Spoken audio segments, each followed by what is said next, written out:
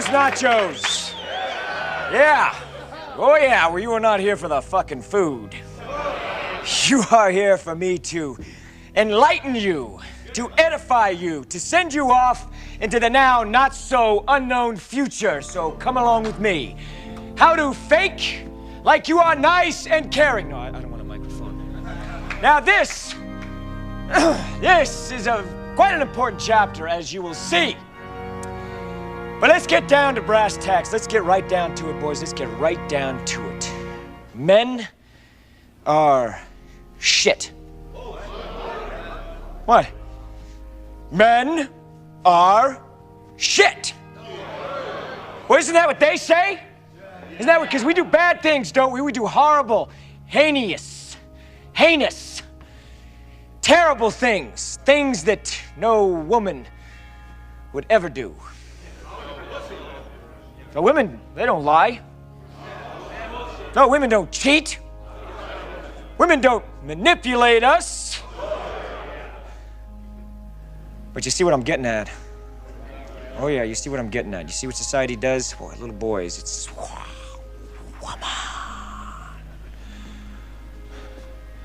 Yeah, we are taught to apologize. I am sorry. I'm so sorry, baby. I am so sorry. What is it? Huh? Is it their pussies, their love? Yeah, mommy wouldn't let me play soccer, and daddy, he hit me. So that's who I am. That's why I do what I do. Like bullshit.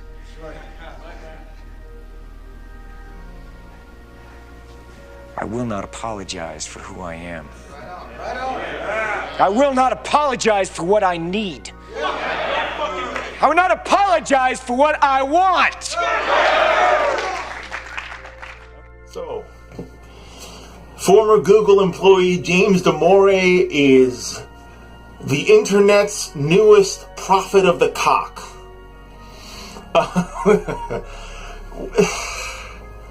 This guy, his shtick, and like the half-life of this hustle is getting shorter and shorter in the age of the internet. Like it used to be an analog hustle where a motivational speaker would sell you this religion of the cock, right? This male empowerment in a world where real men and masculinity is being shamed and blamed by feminists and outraged cucks. There's always one of these prophets of traditional masculinity, and not only reclaiming quote unquote traditional masculinity. What they market is this kind of conspiracy theory. I wasn't shocked when this James Damore guy got shit canned from Google, and all of a sudden all the skeptics, the majority of the skeptic community, came out on the standard combination of what about his free speech and the Gulag talking point. Now the meme "Time for Gulag," from what I can see in my own online presence, came from the left responding to memes on the right about Augusto Pinochet being right for throwing hippies out of helicopters in the 1970s. So, the ironic Nazis were met by ironic communists responding by saying it's time for Gulag, implying that Stalin was right. So, it's fascinating for me to see the meme come to life with the supporters of James Damore now referring to Google as Gulag. And it doesn't even, here's the thing about the alt-right anti-SJW meme culture. It's not ironic. It uses the pretense, it uses the mask of irony to say that which is indefensible, and then co-opt yourself out of responsibility.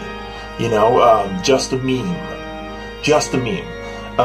Is an easy way to wallpaper unpopular ideas like this whole Google Gulag authoritarian narrative, which is so tinfoil hat. Demore he is living the half-life of anti-SJW male grievance at lightning speed, literally within 24 hours of, there used to be a time frame to this stuff. James Demore was canonized as a saint for the male grievance culture within 24 hours of his firing.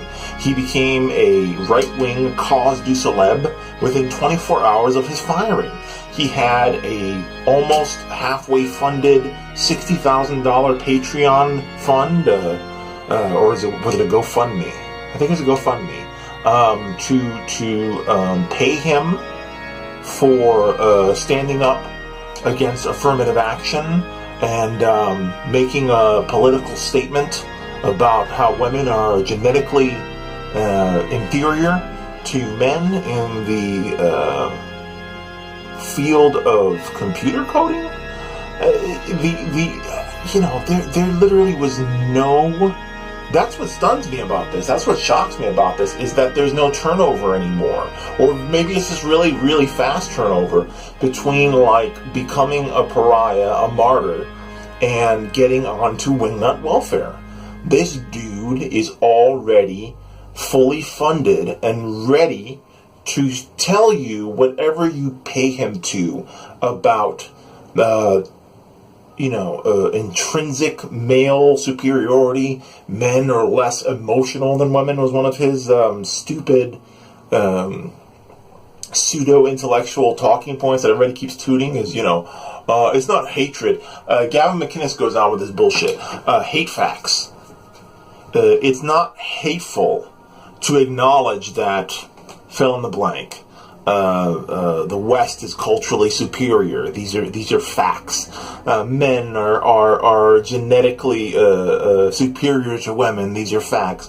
Whites are genetically superior to blacks because blacks can't process abstract thinking. This is another appeal to nature fallacy that gets a lot of traction on the right. Like, why do we have to pretend that Muslims can assimilate? It's not like every other immigrant group that's gone from one country to another eventually assimilates. No, I actually had Carlton T make that argument to me once in a conversation that you need to remember that Muslims are, no matter how many generations, for some reason, unlike every other culture and people to ever exist, Muslims are going to remain perpetually backwards. I remember, in reading history books, that this used to be the case for slavery, that African Americans were,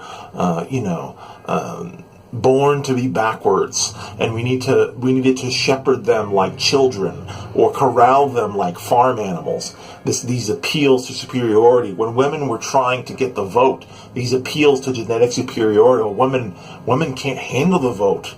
They're going to vote too impulsively. They're going to vote their feelings.